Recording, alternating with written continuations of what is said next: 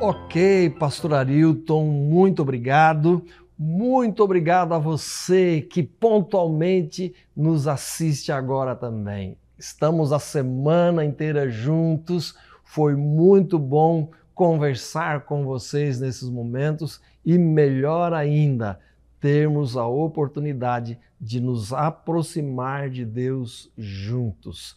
E é sempre um prazer e uma alegria orar, interceder e pedir a Deus por cada um dos nossos amigos como vocês. Hoje é sexta-feira, a gente está se preparando, amanhã é sábado, eu vou estar lá na igreja de Santo Amaro da Imperatriz e nós queremos estar juntos então em todos os momentos e você pode acompanhar uma igreja, indo a uma igreja também amanhã, a partir das 9 horas da manhã, nós vamos estar reunidos. Se você não sabe onde encontrar, está passando aqui por baixo, em algum momento, os nossos contatos. Está passando o nosso site, está passando os números de telefone, o WhatsApp, ou você vai no site encontreumaigreja.com.br e ali nós vamos encontrar também uma igreja mais perto da tua casa e você vai lá e vai dizer: olha, eu assisto a programação do pastor Arilton e o pastor Eliezer Flor me convidou para vir à igreja hoje. Pode dizer, diga lá para eles que eles vão te receber bem. Se eu não estiver lá para te receber, quem estiver vai receber bem você ali. Ok? E eu quero compartilhar com você os comentários que a gente tem recebido todas as manhãs nessa semana e cada comentário espetacular, cada um mais legal do que o outro. E o primeiro que eu selecionei aqui, foi selecionado, é o da Celiane Castilho Silva. Olha só o que ela diz. Peço a ajuda de quem lê esta mensagem. Veja só que angústia pode estar passando a Celiane. Por favor, orem pela conversão do meu esposo Ricardo e meus filhos Bruna, Samara e Heitor e pela minha vida espiritual. Peço em nome de Jesus Cristo. Olha só, Celiane, Deus sabe a angústia que você está passando e Ele vai atender. Nós vamos estar agora orando por você, sim. E eu tenho certeza que os outros amigos que também compartilham do nosso estudo, que assistem, quem sabe, em um outro momento, à tarde, à noite, ou pelo YouTube ou por alguma outra rede social, eu tenho certeza que todos vão orar por você, pela tua família e pelos teus filhos. Também tem aqui a Elizabeth. A Elizabeth diz assim, bom dia a todos, bom dia, pastor Arilton, que possamos ser agradecidos ao Senhor por mais um dia. Olha só, eu já quero agradecer, Elizabeth, pela semana. A semana chegou ao fim, amanhã é sábado e nós vamos estar aí nas atividades de sábado. Vai ser muito bom encontrar com você em uma das nossas igrejas. A Vera Lúcia diz assim, bom dia a todos. Agradeço a Deus por todas as bênçãos recebidas. Você viu? Que coração agradecido está aqui a Vera Lúcia. É isso mesmo, a gente precisa ter esse coração agradecido quando recebe as bênçãos de Deus. Precisamos reconhecer que foi Ele que atendeu às nossas orações. Ainda tem aqui da Maria Edileuza. Olha o que diz a Maria Edileuza. Bom dia, amados de Deus, a graça e a paz do Senhor Jesus. Continuamos orando uns pelos outros.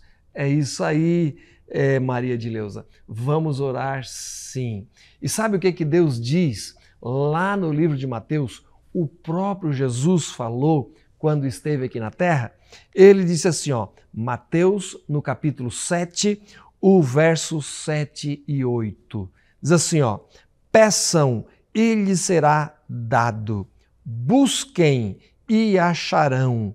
batam e a porta será aberta para vocês. Pois todo o que pede, recebe, e o que busca, encontra, e a quem bate, a porta será aberta. Deus tem uma porta aberta para você.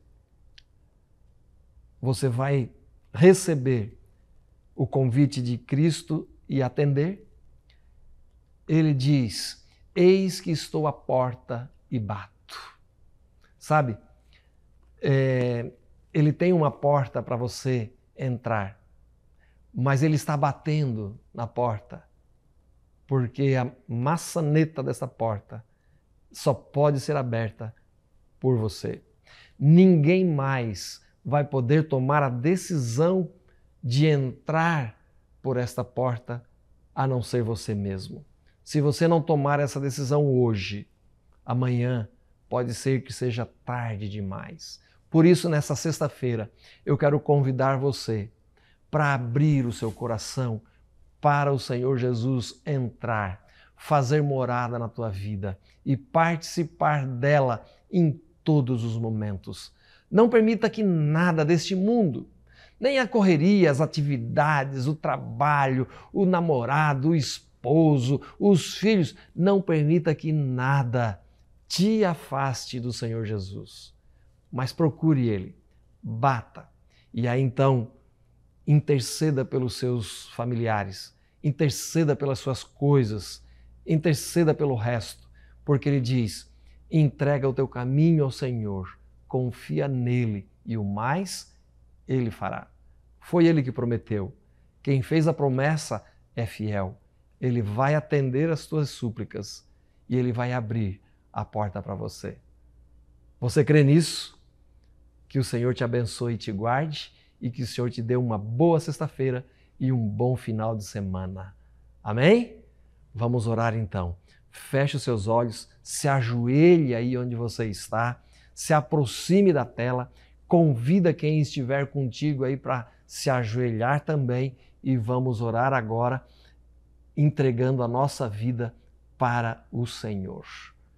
Maravilhoso Deus, muito obrigado porque durante toda essa semana o Senhor nos protegeu, o Senhor nos guardou e agora, Pai, estamos começando a sexta-feira, mais um dia de preparação para o Teu Santo Sábado.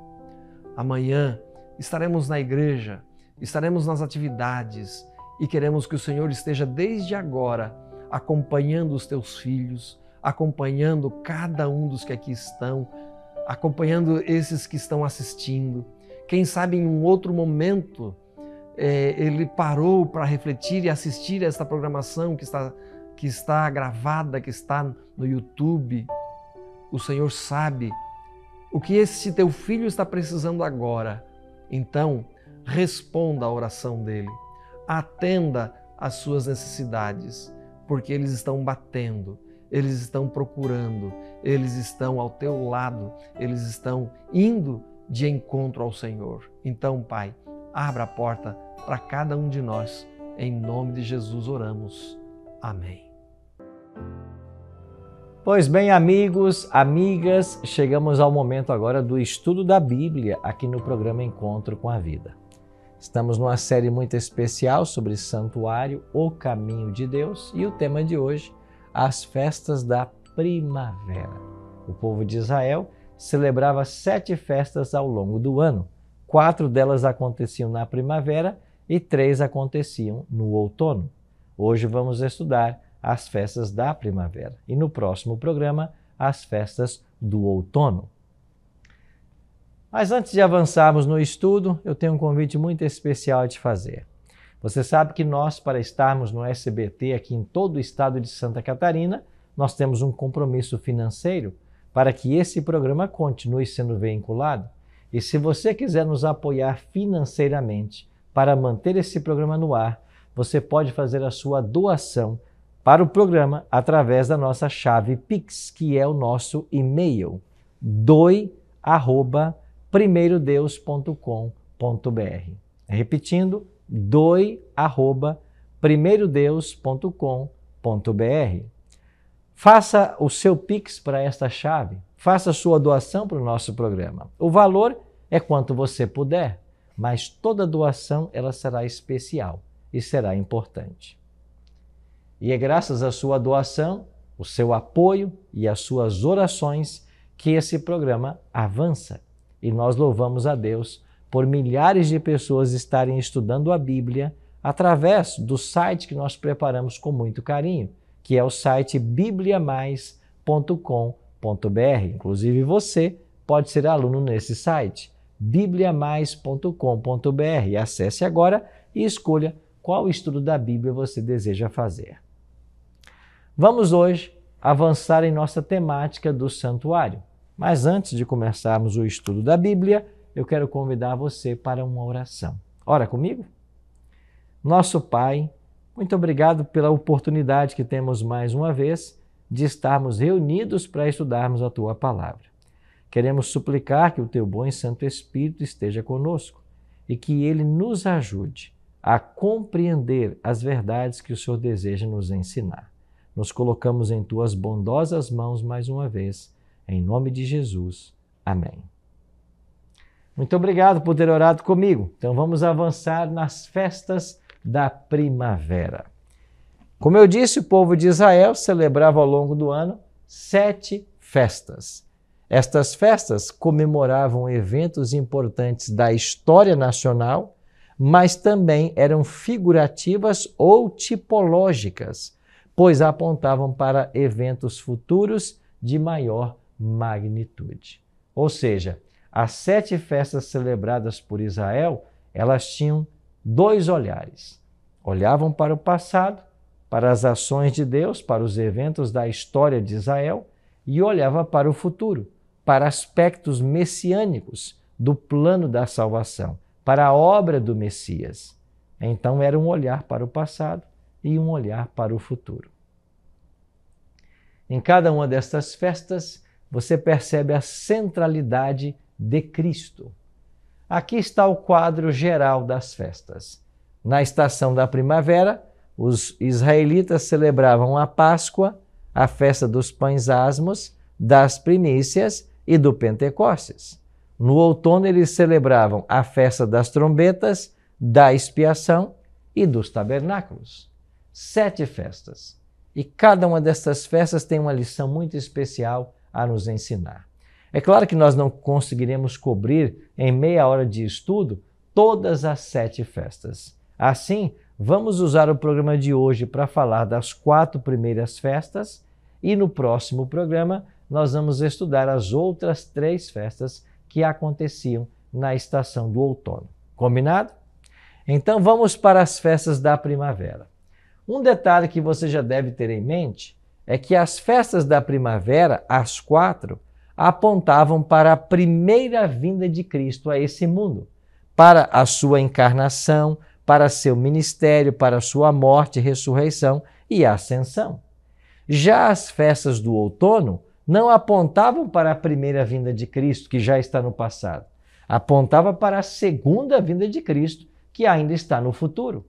É por isso que as festas eram separadas, porque enquanto as primeiras da primavera apontavam para a primeira vinda de Jesus, as festas do outono apontavam para a segunda vinda de Jesus. E é claro que tanto sua vinda quanto o seu regresso a essa terra fazem parte do escopo do plano da salvação que Deus estabeleceu. Vamos então à primeira festa, as festas da primavera, e a primeira delas era a festa da Páscoa. E em Levítico 23, verso 5, nós lemos: No mês primeiro, aos 14 do mês, no crepúsculo da tarde, é a Páscoa do Senhor. Bom, para nós que vivemos no Brasil, o ano começa no dia 1º de janeiro e termina no dia 31 de dezembro. Esse é o nosso calendário, o calendário gregoriano que nós seguimos. O povo de Israel tinha um outro calendário. E eu queria mostrar para você agora esse calendário, o calendário dos hebreus e os meses como eles eram chamados.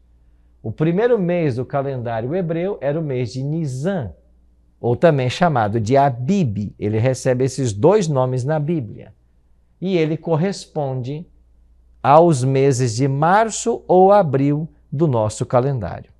É por isso que a Páscoa, para nós, ela sempre cai nos meses de março ou abril. Então, quando nós, brasileiros, estamos na ocasião da Páscoa, os judeus estão começando o seu ano religioso, porque a Páscoa era a festa que marcava o início do ano religioso do calendário hebreu. O segundo mês era o mês de Liar, ou Ziv, que corresponde ao nosso abril ou maio. Depois vinha Sivan, Tamuz, Ab, Elu. Esses eram os primeiros 6 meses. E é nesse período que aconteciam, então, as festas da primavera. Em Êxodo 12, 1 a 3, você tem a orientação de Deus para Moisés para que a Páscoa fosse celebrada. Em Êxodo 12, nós temos a primeira orientação da Páscoa.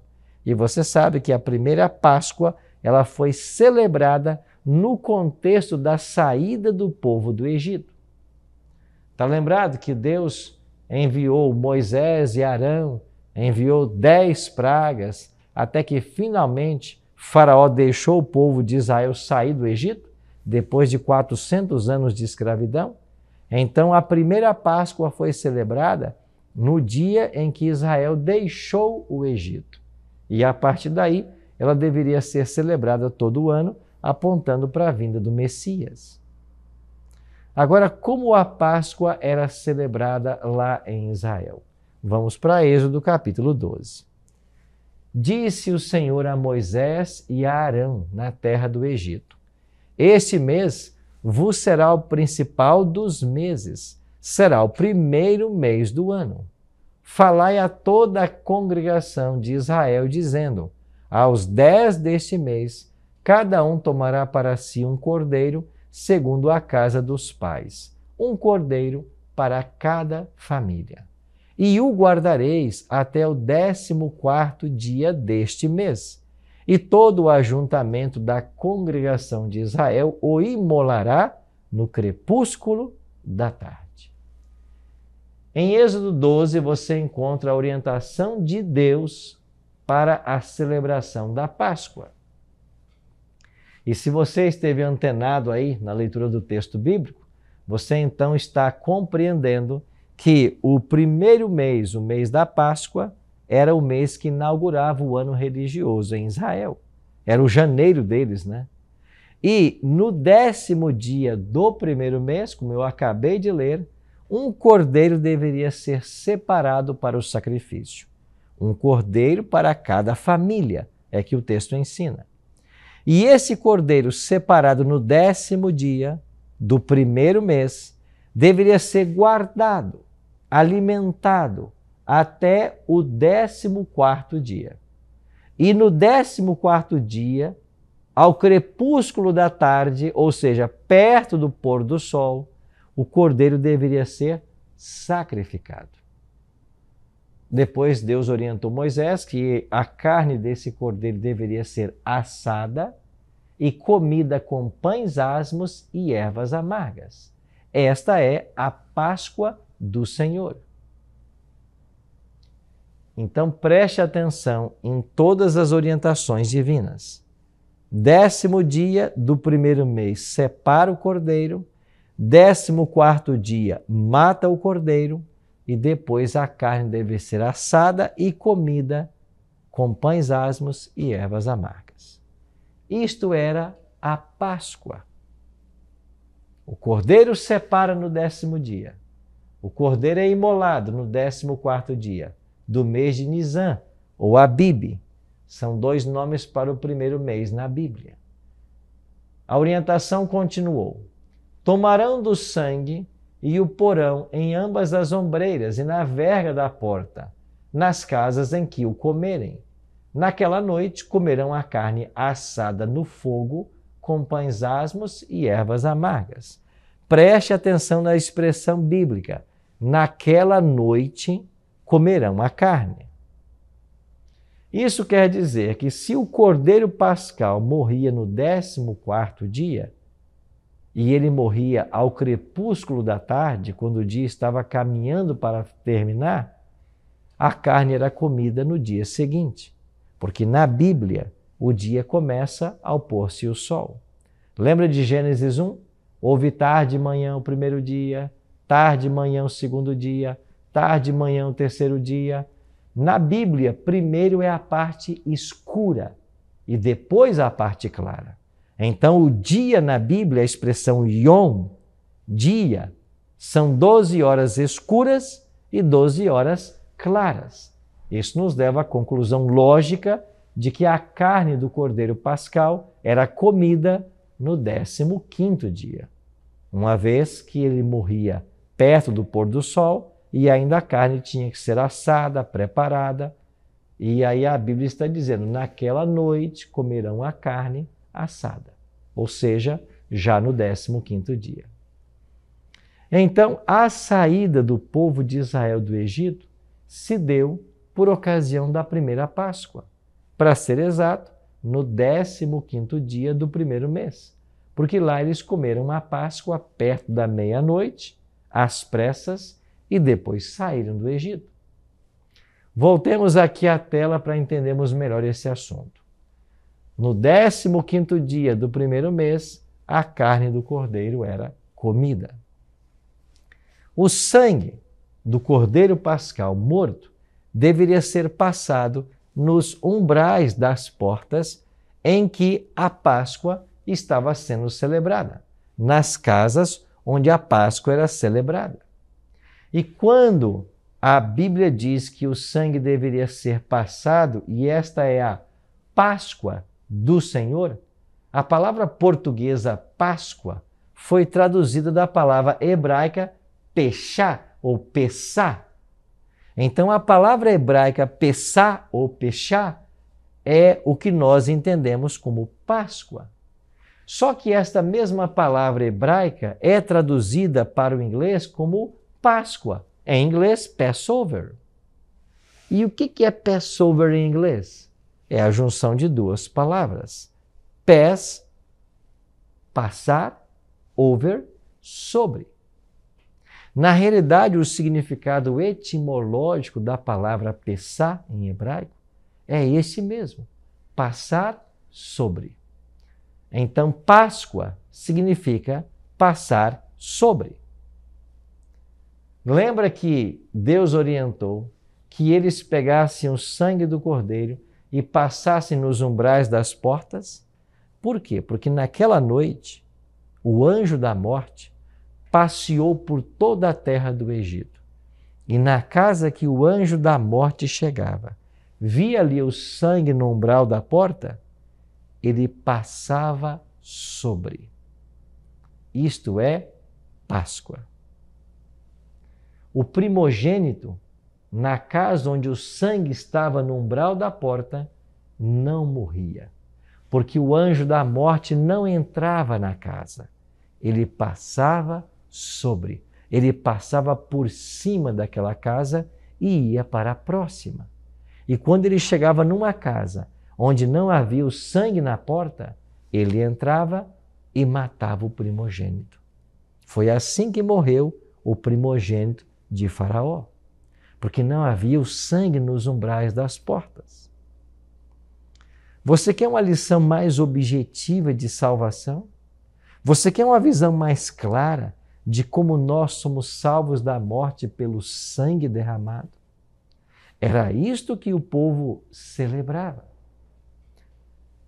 Todos os anos, quando a Páscoa era celebrada, a partir desta primeira, no dia em que Israel deixou o Egito, eles estavam ensinando e aprendendo que quando se mata o cordeiro e o sangue dele é passado nos umbrais das portas, nós somos poupados da morte.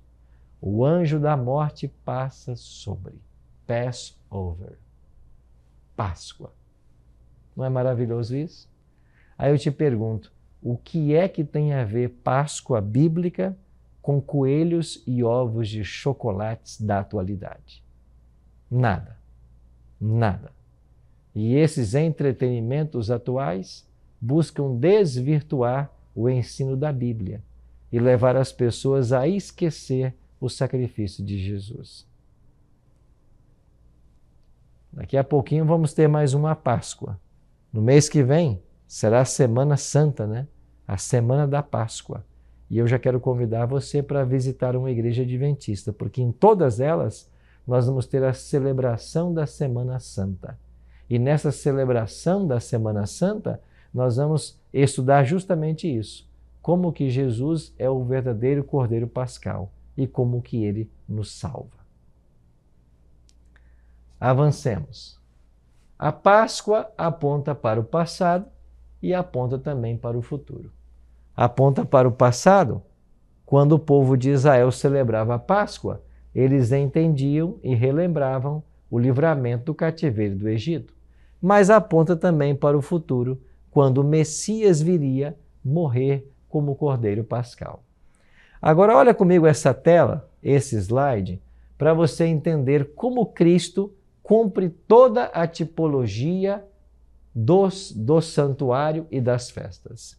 Aqui está a última semana do ministério de Cristo. Do dia 10 até o dia 16, eu coloquei na tela, de domingo a sábado. O que é que aconteceu no domingo, dia 10 de Abib, o primeiro mês do ano 31? Bom, eu vou chamar a sua atenção para um detalhe especial. Cristo se encarnou, com 30 anos foi batizado e começou o seu ministério. O ministério de Jesus durou exatamente 3 anos e meio, como já havia profetizado Daniel, lá no capítulo 9 do seu livro. Então Cristo foi morto. Mas antes de ser morto, ele se dirigiu para Jerusalém.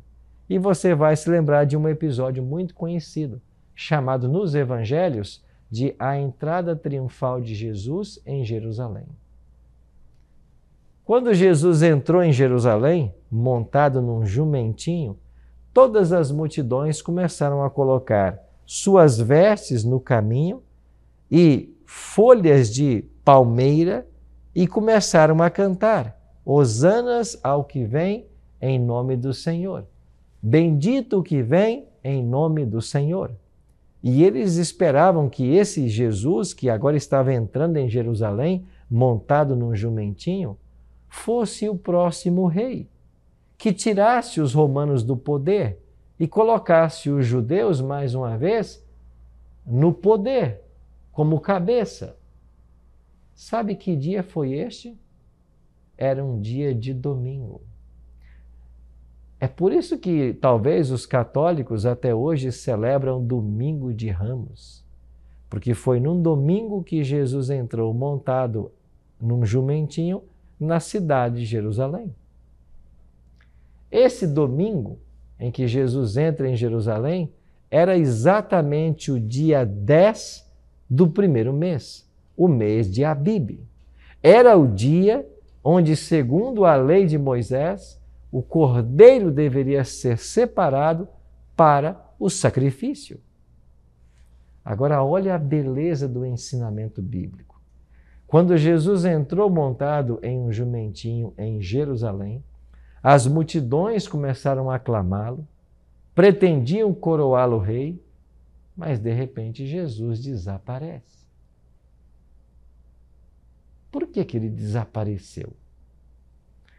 Por que Jesus não aceitou ser coroado rei? Por um detalhe.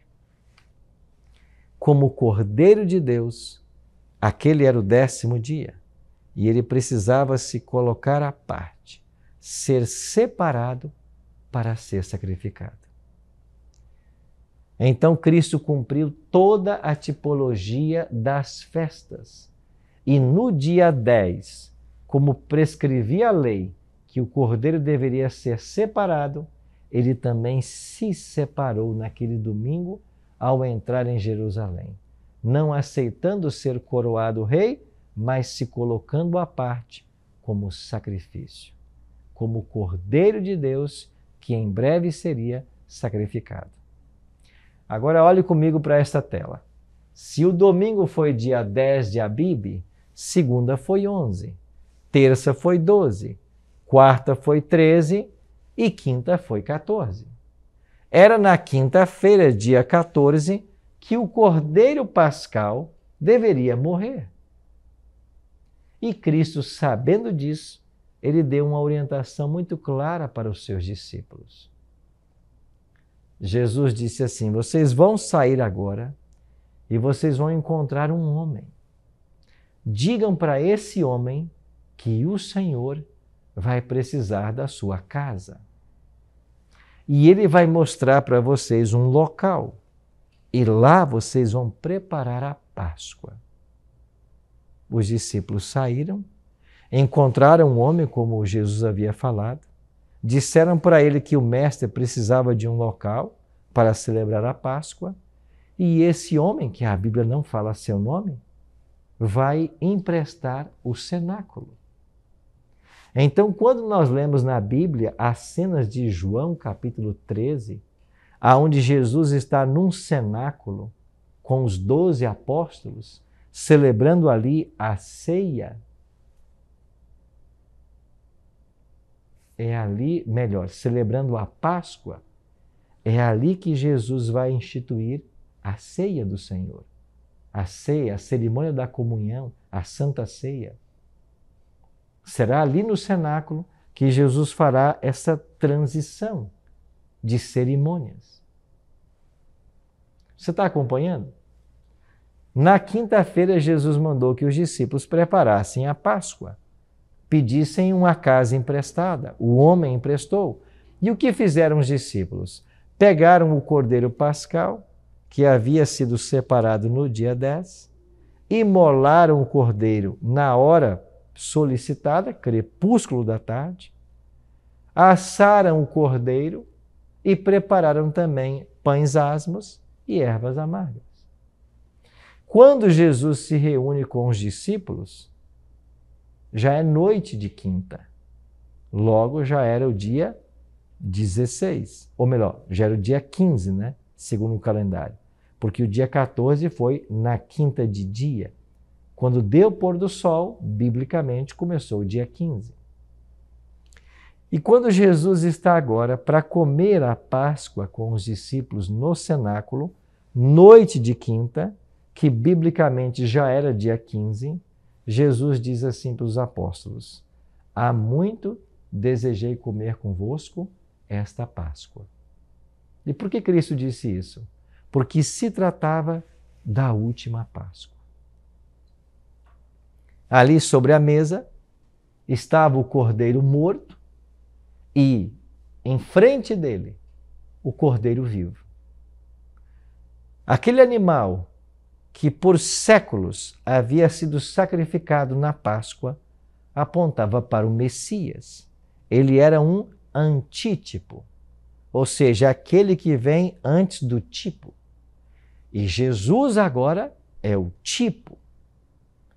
O antítipo se encontra com o tipo. Pela primeira vez, a sombra encontra a realidade.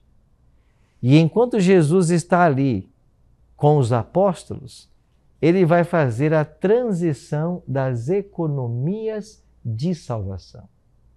O que isso significa? Se até aqui vocês acreditavam neste animal como sacrifício para os pecados de vocês, a partir de agora, o Cordeiro de Deus vai entrar em cena. E esse sacrifício deixará de ter valor, porque o Cordeiro de Deus dará a sua vida pela salvação do mundo. Portanto, é no cenáculo, durante a celebração da última Páscoa, que a sombra encontra a realidade e Jesus agora vai, no lugar da Páscoa, estabelecer uma nova cerimônia. A cerimônia da comunhão, a cerimônia da ceia.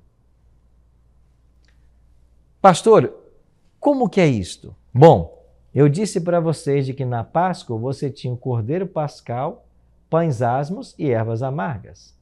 Ao longo dos séculos, os judeus introduziram na Páscoa um outro elemento, o vinho, que não estava lá em Êxodo 12, quando Moisés tira o povo do Egito. Lá não tinha o suco da uva. Mas agora já fazia parte da tradição judaica usar o vinho na Páscoa. E então Cristo pega agora esses elementos, o pão sem fermento e o puro suco da uva, e institui uma nova cerimônia. Só que antes de comer esses emblemas, o pão e o vinho, Jesus, diz João no capítulo 13 do seu evangelho, que Jesus havia lavado os pés aos discípulos. E depois de lavar os pés dos discípulos, Jesus se colocou à mesa e perguntou: vocês entenderam o que eu vos fiz? Se eu, sendo Senhor e Mestre, vos lavei os pés, assim deveis vós lavar os pés uns dos outros. E depois ele tomou o pão, distribuiu, todos comeram. Depois ele tomou o puro suco da uva, tomou e distribuiu. E Jesus diz assim: todas as vezes que comerdes desse pão e beberdes do cálice, anunciais a morte do Senhor até que ele venha.